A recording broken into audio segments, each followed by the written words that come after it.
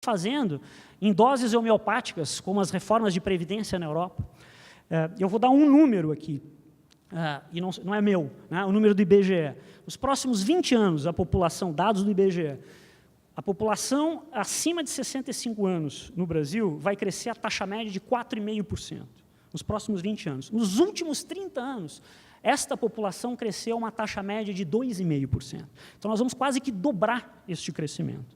Então, é isso, a gente olha para o déficit do setor público consolidado como um todo hoje, 50% aproximadamente desse déficit vem parte do déficit do regime público de aposentadorias, parte do regime geral. Né? O regime geral também é relevante, ainda que, grosso modo, quase metade do déficit venha de 1 milhão de funcionários públicos contra 28 milhões de beneficiários do setor privado. Mas 50% é esse déficit. Se o país voltar a crescer a taxa dos últimos 20 anos, rapidamente, o que é algo muito otimista hoje, ou seja, crescer 2,5%, vamos supor, nenhuma estimativa está apontando isso já para 2017, né? Nós estamos falando em 1,5%, um cenário mais otimista.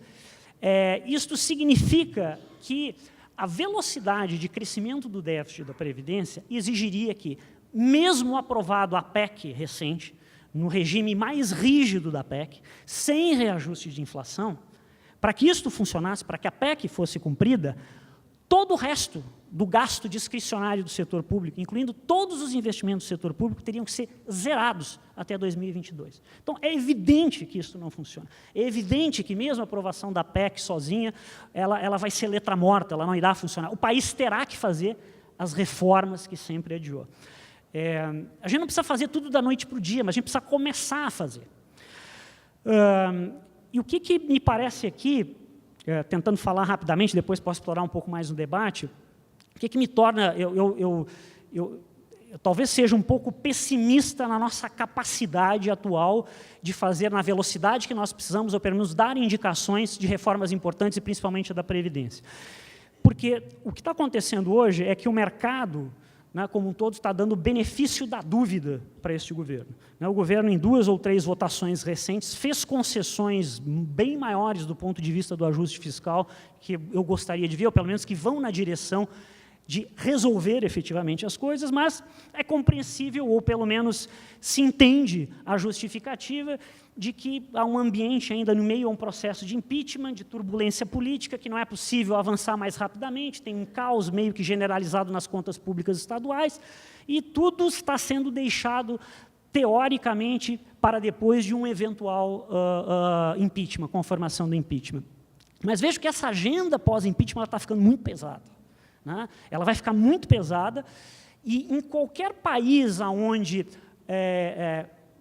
governos que foram recém-eleitos e que tiveram que enfrentar agendas pesadas de reforma, que tiveram que usar o seu capital político acumulado das eleições, já foi uma agenda difícil. Né? Então, eu acho que, particularmente nesse cenário, e espero estar enganado, mas nesse cenário agora de 2016, 2017, vai ser bastante difícil executar, pelo menos, a reforma da Previdência que nós precisamos fazer. Qual é o lado positivo que eu vejo? É que, se o governo, ao menos, e a sociedade conseguir se envolver de maneira efetiva, pelos canais que tem, na promoção de um debate, da maneira como ele tem que ser feito, da necessidade de nós fazermos reforma, de fazer a reforma da Previdência, tivermos inteligência de fazer isso com a sociedade, mostrando que não é uma questão simples de tirar direitos, nós estamos garantindo os direitos pela frente, nós estamos garantindo o pagamento de aposentadorias na frente, nós estamos permitindo que o Estado não quebre, que o Estado consiga manter políticas públicas mínimas de educação, saúde e segurança com qualidade. Se nós conseguirmos, ao menos, fazer isto, aqui até 2017, e que a eleição de 2018 seja uma eleição mais madura, né? Que a eleição de 2018 permita que os candidatos não tenham vergonha ou fiquem acuados de dizer que tem que fazer o que precisa ser feito, porque isso é um legado que a gente não percebe, mas é um legado muito ruim para o período pós-eleitoral. Né? É um conjunto de candidatos dizendo tudo aquilo que não dizendo o que precisaria ser feito, né? Mantendo o compromisso com coisas que nós sabemos que são inexequíveis, e depois, eventualmente, ainda se tentarem fazer aquilo que precisa ser feito, vão ser acusados de estelionato eleitoral ou algo parecido. Então, por isso que eu digo que aqui nós vamos ser testados como sociedade, como maturidade da sociedade. Não tem outro caminho que não seja o caminho da atuação política da sociedade. Não há outro caminho, né? Esse discurso sobre o que fazer lista de recomendações, diagnósticos técnicos, a gente pode fazer 200 desses diagnósticos. Se nós não conseguimos executar politicamente, nós não conseguimos convencer a sociedade. A nossa sociedade ainda é uma sociedade que quer um Estado grande, quer que o Estado resolva os seus problemas. Isto não é coisa só do pobre lá da favela, é do empresariado médio nacional. Né? Nós precisamos mudar isso. Né? E isso vai exigir sacrifício de todo mundo, vai exigir renúncias individuais, renúncias de grupos de interesse pensando no país. Por isso que eu digo, nós vamos ter que amadurecer muito rapidamente ou nós vamos pagar uma conta muito pesada. Obrigado.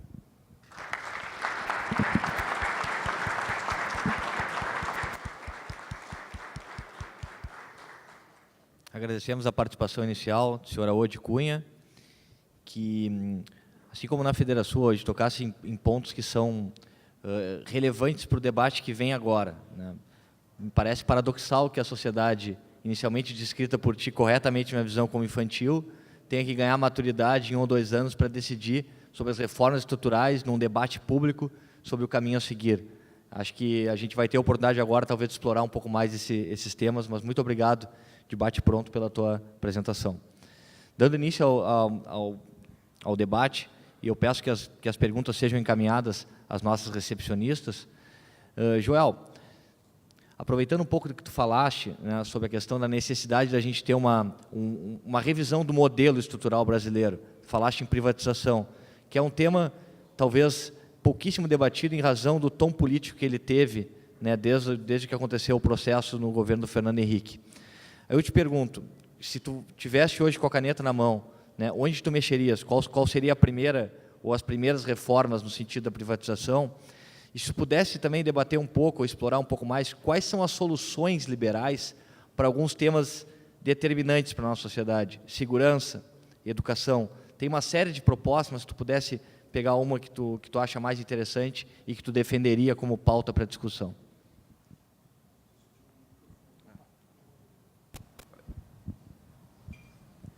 Bom, em primeiro lugar, eu acho incrível como o legado das privatizações do FHC é mal defendido, inclusive pelos herdeiros políticos, inclusive por ele próprio, sabe? Eu acho que o Brasil tem, sim, a experiência de privatizações que, com todas as imperfeições, tiveram resultados muito superiores ao que vigorava quando a empresa era estatal, sabe? Na telefonia, acho que nas águas, você tem uma série de experiências aí de privatizações em nível federal, estadual, e que poderiam ser muito melhor defendidas. O que eu começaria hoje? Isso é uma boa pergunta, eu acho que isso exige uma análise mais de números e de escolher o momento também. A Petrobras, por exemplo, será que no momento que está tão cambaleada é o melhor momento de vender? Estou aberto a discutir isso, embora acho que é prioritário, sim, discutir o que a gente faz com a Petrobras, como é que a gente impede que não aconteça o que aconteceu com a Petrobras. Tem países que não privatizaram sua indústria de petróleo, sua empresa de petróleo, como a Noruega, que, por uma gestão como se fosse privada dela, conseguem fazer um bom trabalho, né? O Brasil não confia nas instituições o bastante para impedir que a gente siga novamente esse caminho que foi seguido aqui, que é uma versão um pouco mais atenuada do caminho venezuelano de submissão política 100% da empresa estatal de petróleo e que leva à dilapidação e à destruição do próprio valor que ela tem em mãos. Acho que os Correios também têm surgido como um caso, aí, pelo menos na mídia, na minha opinião, que exige alguma rediscussão pela própria pergunta de se esse tipo de negócio ainda é necessário e é importante que fique nas mãos do Estado. Mas, tocando aí um pouco na educação que você falou, eu acho que existem pautas liberais e outras que são até menos ideológicas, desse ponto de vista liberal, radical, mas que tem tudo a ver com uma ideologia ou com uma forma liberal de ver o mundo para a educação. Você tem algumas experiências de educação básica no Brasil relativamente bem-sucedidas. Tá? Você tem um caso famoso, por exemplo, do município de Sobral, no Ceará, em que uma prefeitura, inclusive do PT, mas que não aderiu ideologicamente a todo o pedagogese, toda a demagogia que está ligada muitas vezes à questão da educação, conseguiu implementar sistemas de meritocracia nas escolas, conseguiu aproximar os pais da gestão da escola, conseguiu dar mais autonomia para os diretores e teve mudanças relevantes, focar muito a avaliação da escola com base nas avaliações que os alunos fazem. Avaliações, às vezes, já existem, mas que não são usadas para focar a política, para mudar o ensino, e conseguiu resultados bastante significativos de melhora dos indicadores que realmente importam na educação. Alfabetismo, saber uma numeração básica, que é a lacuna que a educação básica brasileira deixa em aberto, enquanto se discute se a gente vai dar literatura tupi, ou literatura africana, ou literatura portuguesa para as crianças, é um debate altamente ideológico e abstrato. Com certeza, no mundo ideal você vai dar uma rica gama de literaturas e de culturas para as crianças, mas elas saem semi-analfabetas da sala de aula, saem do ensino médio, grande parte sem saber ler. Dos que entram em faculdades, coisa como 30% não consegue ler um texto com mínimo de complexidade. Esses dos que estão no ensino superior. Então, quer dizer, eu acho que começa tendo as prioridades claras. E, na minha opinião, isso passa por uma redução curricular, no sentido de foco naquilo que realmente importa, no ferramental básico, que é pré-condição necessária para aprender todo o resto, e que é, basicamente, alfabetismo e numeração, e ter isso como uma prioridade, ter um sistema meritocrático nas escolas, sabendo replicar as experiências de sucesso e sabendo premiar aqueles que são mais bem-sucedidos, e também, daí, de um ponto de vista mais tradicionalmente liberal, aumentar o poder de escolha das pessoas. Eu tentaria implementar, sim, políticas de vale educação, por exemplo, em que o Estado, às vezes, pode até continuar com a escola, gerindo a escola, mas essa escola compete com escolas privadas também, os pais matriculam os filhos, ganham o vale educação, chamado de voucher em inglês, né? E isso tem evidências em países como Suécia ou Estados Unidos de que leva também a um aumento da qualidade do ensino, tanto do privado quanto do público, porque a escola pública também entra nessa concorrência, nessa competição por alunos. E também gestão privada, muitas vezes. Isso é uma experiência que está começando aí, mas com alguns entraves importantes, parece aí, se não me engano, em Goiás, posso estar enganado. E o Estado precisa, na minha opinião, garantir o acesso a toda a população à educação básica. Isso é fundamental. Isso não significa que ele precisa necessariamente ser o gestor das escolas, né? Muitas vezes, não sendo esse gestor, ele pode fazer um trabalho melhor, deixando a iniciativa privada e, mais importante, a concorrência, esse trabalho. Voltando no tema da privatização, privatizar é uma parte importante, sim, mas garantir um ambiente de livre concorrência é igualmente importante. E o Brasil, muitas vezes, esse debate da privatização se dá muito entre essa dicotomia, estatização plena, empresa estatal, ou monopólio privado, ou pequeno oligopólio privado, sem grande concorrência entre eles, que basicamente combinam os preços. A gente tem uma situação de preço e qualidade, uma relação preço e qualidade na telefonia, por exemplo, inferior a de outros países que têm um mercado muito mais livre, com muito mais concorrência. Então, junto à pauta da privatização, eu colocaria também a desregulamentação, ou, de outras palavras, a promoção de mais concorrência nos diferentes setores da economia, que é algo que falta muito no Brasil. Ótimo, muito obrigado. Walter, falaste bastante na questão da união do setor empresarial e uma das críticas que vem sido trazidas aos governos anteriores foi um capitalismo de compadrio, né? Um corporativismo, a escolha de campeões nacionais. Tendo essa visão de necessidade de participação da iniciativa privada nas decisões políticas, como é que a gente consegue evitar essa tomada, né, dos líderes empresariais pela uma pauta política governamental que favoreça os seus setores? Em outras palavras, como é que a gente enfrenta o corporativismo no Brasil? Bom, eu acho que esse é um aprendizado efetivo, porque, como a Odi colocou, muita gente lá procurar para buscar os seus benefícios. Mas quando nós entender que é muito mais inteligente construir uma conjuntura que favoreça o desenvolvimento sustentável, que dê condições ao empreendedor e, portanto, desenvolver a sociedade a partir, ganham todos, tá? Efetivamente, eu sempre digo que o esperto é inteligente de curto prazo, e efetivamente o que faz esse tipo de ação é aquele inteligente de curto prazo. Quando nós montamos um movimento empresarial na transformação que fizemos no Espírito Santo, esse momento tinha um princípio, que jamais atuaria junto aos setores públicos com pautas que não fossem um interesse supra-setorial. Esses têm que existir, cada federação, cada sindicato tem que lutar, tanto de um lado como do outro, Agora, isso não pode dizer que a imposição de um meu interesse particular se sobrepõe ao interesse da sociedade. Esse é um aprendizado e o movimento foi efetivo e continua sendo efetivo por esse grau de isenção, de não se particularizar em coisas que são interesses menores, mas defender esse conceito do desenvolvimento sustentável. E por isso se posicionou junto ao Judiciário, se posicionou junto ao Ministério Público, em suma, de todos os atores da Assembleia, etc., para fazer essa transição, mas construiu uma credibilidade. E, quando se posicionava, era respeitado. E também tinha uma capacidade de articular, inclusive, outros movimentos sociais. Movimentos até de vários outros setores que não necessariamente, em cima de uma pauta de interesse no Estado. E mais, apoiando toda vez que o governo estava tomando uma medida certa, porque essa é outra coisa, a gente critica tudo o que está errado. Agora, quando o ator público toma uma medida certa, nós nunca estamos lá para elogiar, para respaldar, a nossa visão é sempre, eles fizeram o que tinham que fazer. Eles fizeram o óbvio como não. Então, nós precisamos construir sempre essa relação da cidadania política, é participar, atuar, controlar e apoiar o que é bem feito, até para estimular que o bem feito se repita outras vezes. Então, enquanto nós não construir entidades que pensam acima dos setores e tal, pensando a estabelecer uma utopia social a partir de um desenvolvimento sustentável, nós efetivamente não temos essa representatividade, nós temos apenas setores lutando pelas suas particularidades. E, de certa maneira, nós empreendedores somos meio mal vistos para a sociedade, porque tivemos esse tipo de comportamento durante muito tempo. Mas eu acho que está na hora de começar a mudar. Ótimo, de pleno acordo. Aode, eu vou tentar mesclar um pouco a pergunta que foi feita com uma curiosidade que eu tenho. Tu estiveste à frente de um governo, há alguns anos no Estado do Rio Grande do Sul, que discutiu de frente a questão fiscal, desse déficit e tudo mais, inclusive com medidas bem austeras, que tiveram um resultado no capital político. Saíste do governo, tiveste na iniciativa privada. Se tu voltasse lá em 2007, mais ou menos a 2009, com a experiência que tu tem hoje, tu acreditas que o resultado teria sido diferente? Ou a visão que se tem hoje dentro da máquina pública, ela não é muito diferente do que se tinha naquela época? Eu acho que não seria muito diferente, não, pela seguinte razão, e está consistente com o que eu acabei de falar.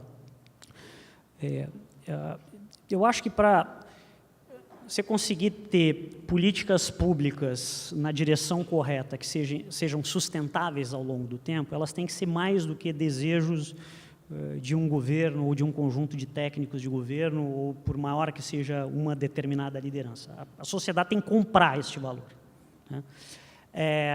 Bom, nós tínhamos um Estado altamente deficitário, folha atrasada, 13º sendo financiado do Banrisul, um déficit de quase 20% da receita.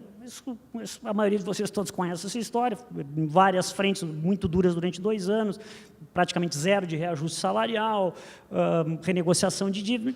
Conseguiu colocar as contas em dia, pagamentos em dias, pagamos antecipado 13º, superávit orçamentário. Mas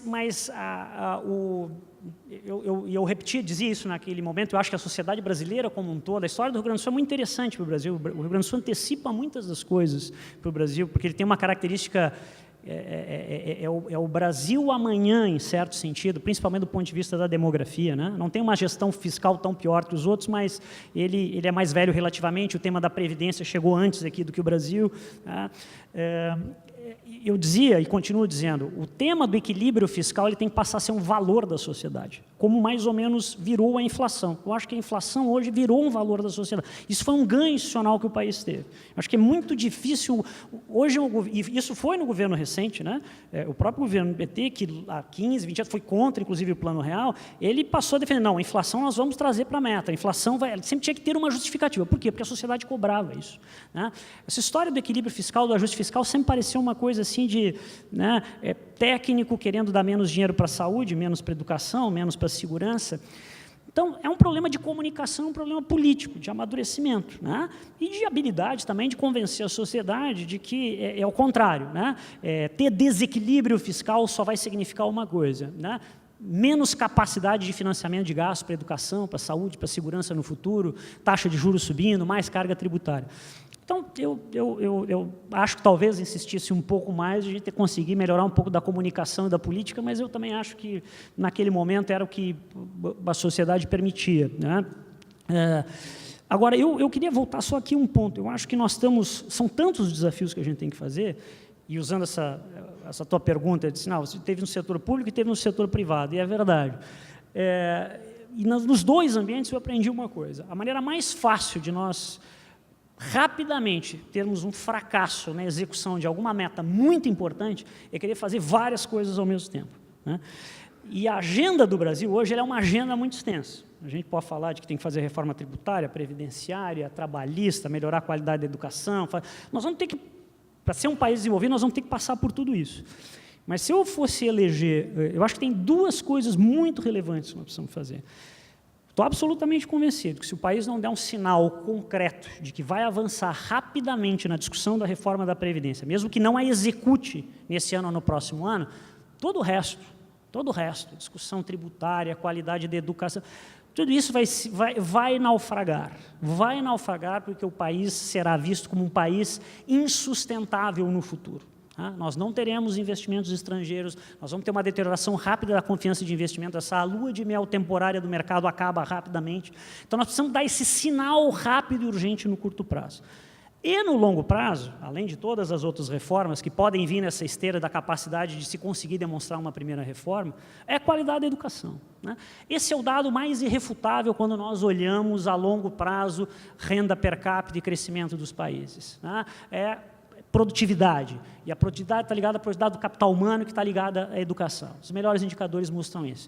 Mas isso, de novo, nós vamos, como sociedade, ter que ser chamados a fazer uma discussão bastante séria e difícil, né? Que envolve financiamento e envolve método, gestão. Eu acho ótimas experiências individuais, eu acho que elas devem ser replicadas. Mas, da mesma forma como nas finanças públicas, eu costumo provocar aqui, às vezes, o Jorge Gerdau e o Gastal aqui, que fizeram um excelente trabalho no MBC, ajudaram vários estados, vários municípios a melhorar a gestão pública. Durante 8, 10 anos. Durante 8, 10 anos, nós começamos a colecionar várias experiências. Minas Gerais deu certo, Espírito Santo melhorou, outro estado melhorou. E uma ação agregada, né, do ponto de vista macro, destruiu e piorou todas essas gestões, né, que foi uma má gestão do ponto de vista fiscal, a não observância da lei de responsabilidade fiscal. Uma decisão macro pôs todas as experiências pontuais. Então, nós precisamos de políticas boas, mas generalistas. Nós precisamos de um eixo para a Previdência, nós precisamos de um eixo macro, e nós precisamos de um eixo para a qualidade da educação. Agora, a sociedade tem que estar disposta a comprar isso. Outras sociedades fizeram isso, Coreia, Japão, no passado, né? Botando recurso também. Eu vou dar só para terminar, eu sei que eu me estendi, mas eu acho muito relevante isso. Tem um indicador que eu gosto muito de olhar, que mostra as capacidades de pressão de diferentes grupos de pressão na sociedade, como é que a sociedade reage a isso. A gente pega um indicador, e eu não sou aqui um defensor de que salário na educação, que explica qualidade. Tem várias outras coisas relevantes, como gestão. Mas, evidentemente, é uma demonstração de prioridades da sociedade. Se a gente pegar todo o ranking de OCDE, botamos Chile junto, o Brasil é o último lugar em valores nominais, em dólares per capita, do salário médio da rede pública. Dá mais ou menos 11 mil dólares, tá? O último número que eu vi. Se nós olharmos para a renda per capita do Brasil, não parece uma disparidade muito grande, né? Nós estamos falando em 13, 14 mil dólares de renda per capita, é um desvio 80%, 85% da renda média dos países da OCDE, é mais ou menos isso. Os Estados Unidos é 55 mil dólares a renda per capita, um professor, o salário médio da rede pública está próximo a 44, 45 mil dólares anuais, tá? Mas se nós olharmos o salário de um juiz, e eu não tenho absolutamente nada contra o sistema judiciário, por exemplo, está fazendo um grande trabalho agora aqui no Brasil. Eu estou falando do ponto de vista relativo da sociedade. O salário médio de um juiz nos Estados Unidos é de 105 mil dólares. Né? Aqui no Brasil é de 160 mil dólares. Ou seja, um professor aqui no Brasil ganha algo como 25% no salário de um professor nos Estados Unidos. E é uma outra área importante, onde provavelmente nós pelo sistema de incentivos, levamos, né, uma qualidade de capital humano para lá que ganha 60% a mais do que nos Estados Unidos em dólares. Né? Então, esse tipo de discussão, quando nós for fazer a discussão da reforma tributária, nós vamos cair nesse mesmo tipo de discussão. Tá? O que eu estou dizendo aqui é que a gente vai ter que, o rápido amadurecimento da sociedade vai ter que ser um amadurecimento na direção seguinte: olha, nós temos uma escolha, né, num momento crucial para a sociedade. Ou nós vamos ter uma agenda mínima, né, nós conseguimos chegar nesse consenso de uma agenda mínima, daquilo que é relevante para o crescimento sustentável do país, né, ou vamos todos nós naufragar defendendo interesses próprios e particulares. Eu acho que é esse momento que nós estamos vivendo. Obrigado, Odi. Walter, o que a geração passada não fez, que a nova geração deveria determinar como sua prioridade? A gente for olhar para a classe empresarial de 30, 40 anos atrás, quais pautas que elas talvez devessem ter defendido na sua trajetória profissional em relação ao que vivemos hoje, que eles não o fizeram e que cabe a essa geração de empreendedores fazê-lo? Bom, eu entendo que a geração lá de trás, ela efetivamente estava pautada na representatividade de um modelo getuliano, tá? Onde se criou federações e se institucionalizou essa representatividade, e ela atuava desta forma assim muito formal entre entidades e governos, e eu acho que essa relação ela hoje tem que ser completamente diferente. Hoje nós temos que construir uma interatividade de uma atuação efetivamente de mobilização, de construir agenda, de efetivamente mobilizar para construir mobilizando. Tá? Temos que construir um conceito de redes sociais, onde se estabelece uma ideia, a força a ser propagada pelas entidades, e tem que construir essa ideia, a força, em torno de uma agenda, como eu falei, convergente atrás. Então, eu acho que lá atrás era muito uma formalidade, e hoje nós vivemos uma sociedade muito mais participativa. E as entidades, elas não precisam ter essa oficialidade getuliana que tinham que estar lá para ter a sua presença nas relações. E as relações eram muito formais, e hoje elas têm que ser muito mais informais. E essas relações não é só de entregar uma agenda e fazer, é construir uma agenda. Os atores públicos muitas vezes são abandonados, a gente não interage com eles. Se falar com vários amigos que eu tenho na política, eles dizem que são abandonados, enquanto que os outros lá, as ONGs de 10 caras se organizam, fazem cenas, criam pressões. O nosso lado muitas vezes nem pauta suficientemente, a não ser por correspondências muito formais, mas não vai lá explicar o tema, não vai lá debater o tema. A política é a arte do possível. E muitas vezes nós temos que discutir o tema e ver o que é possível fazer dentro de uma conjuntura política de oposição que está sendo criada. De repente eu não faço o meu ideal, mas faço algo melhor do que vai ser feito se eu tiver omitido. Então essa participação, tem que ser mais interativo. Antigamente nós éramos muito formais, e hoje tem que ser interativo, tem que sentar, tem que mostrar, tem que apresentar, organizar o tema, levar argumentos, etc. Tá? Então, isso é uma prática que nós temos que exercitar dentro do que eu chamo cidadania política. Nós também temos que estar próximos dos poderes públicos, não só entregando agenda, mas construindo coisas com eles. E tem muito espaço para construir, e a experiência de vida mostra que se construiu muita coisa que o governo nem pensava em fazer, mas na interação, na receptividade, e, vamos dizer assim, também tem que ter respeitabilidade, como eu coloquei antes, para tu ter essa representatividade, essa capacidade de influenciar e de propor. Ótimo. Joel, a gente viu nas manifestações de rua, muitas vezes, uma pauta reformista, mas que ao invés de diminuir o tamanho do Estado, a gente via cada vez mais Estado, mais educação, mais investimento aqui, mais investimento acolá. A pauta também da eficiência está muito em voga no serviço público. Como é que a gente consegue acabar com esse círculo vicioso em que os grupos de pressão pressionam os políticos e, ao invés de reformar a estrutura do Estado com a redução do tamanho, a gente tem risco grandes, na minha visão, de talvez trazer um Estado maior sobre a pecha da eficiência.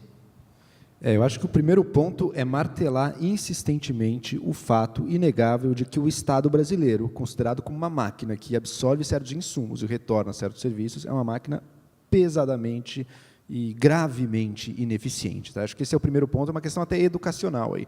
E, no fundo, a sociedade brasileira está vendo os limites dessa mentalidade, essa mentalidade de que se uma coisa está ruim, temos que gastar mais com ela. Os limites é a situação atual, que não vai dar para todo mundo gastar o que quer gastar, cortes terão que ser feitos e a gente vai ter que, na marra, descobrir como fazer mais com menos. Tá? Acho que essa é a grande proposta de qualquer partido minimamente antenado com as necessidades do dia, é fazer mais com menos. Mas eu também acho que as pessoas, se você mostrar para elas o que tem resultado, se você mostrar políticas de resultado, se você mostrar formas de reorganizar diversos setores do Estado brasileiro e mostrar que o resultado é melhor com menos recursos, eu acho que não haveria muita resistência dessa mudança de mentalidade. Nesse sentido, eu sou otimista. Assim. Eu acho que tem uma mentalidade um pouco antiquada, pensando tem que gastar mais para ter mais resultado, mas se você mostra que, olha, tem muitas experiências do mundo, e o próprio Brasil pode mostrar algumas, de resultado melhor, sem gastar mais, eu imagino que as pessoas estejam abertas, porque, no fundo, o que todo mundo quer é o resultado. É um Estado que entregue muito. Que entregue, muito não, trair meus ideais liberais aqui, mas que entregue o que ele se propõe a entregar, entregue bem. E, nesse sentido, dado o que ele entrega, que ele custe o mínimo possível. É o raciocínio básico que a gente aplica a qualquer área da vida, né? Porque, com relação ao Estado e à política, uma área tão relevante, subitamente essa regra básica da existência humana, essa regra lógica básica, deixa de valer. Né? Os recursos são escassos, portanto, dado qualquer serviço que a gente receba, quanto menos ele custar, melhor. A gente é muito preso no Brasil ainda essa coisa de direitos do papel, né? Assim, porque vai cortar direitos aqui, vai tirar direitos ali, a Constituição garante os direitos. Direito aí que é uma palavra escrita num papel que não significa